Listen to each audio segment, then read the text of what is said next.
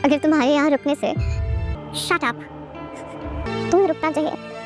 ये बताओ कि वो पिक्चर संभाल के रखी मेहमान है तुम इस घर के, जिस बाप को देखकर जीते आए, और हम मेहमानों से काम नहीं करवाते।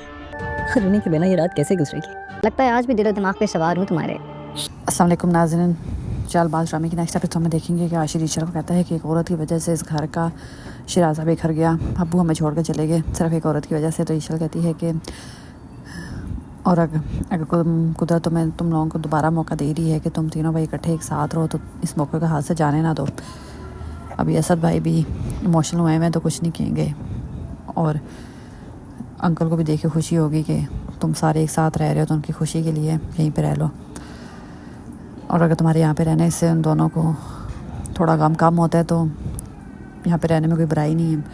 तो फिर आशिर ईशल के कहने पे यहाँ पे रुकने के लिए तैयार हो जाता है। लेकिन आयज़ा फिर ईशल किचन में जाती है तो आयज़ा उसे कहती है कि हम मेहमानों से काम नहीं कराते हो, तुम तो इस घर में मेहमान हो, कुछ दिन बाद तुमने फिर वापस ही जाना है, तो इसलिए इसको अपने ना घर ना समझो, वरना दोबारा हाथ पकड़ घर से बाहर निकलवा दूँगी।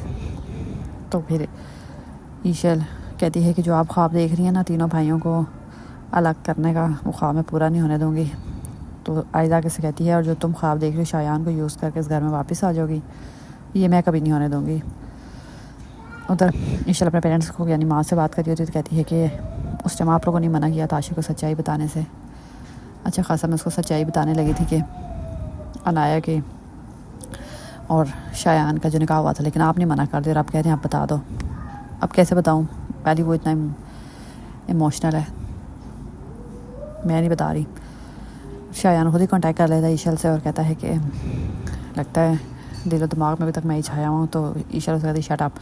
तो शायान कहता है कि लगता है जो निकाह की तस्वीर भेजी थी ना वो तुमने घर में किसी को दिखाई नहीं है ना, लगता है मुझे खुद ही दिखानी पड़ेगी। तो ईशल कहती जो करना करो, मेरे सामने खाओ, क्योंकि ईशल को लगता है अगर शायान खुद करेगा तो करता रहे, मैं तो नहीं बताने वाली जो था सच बीच में।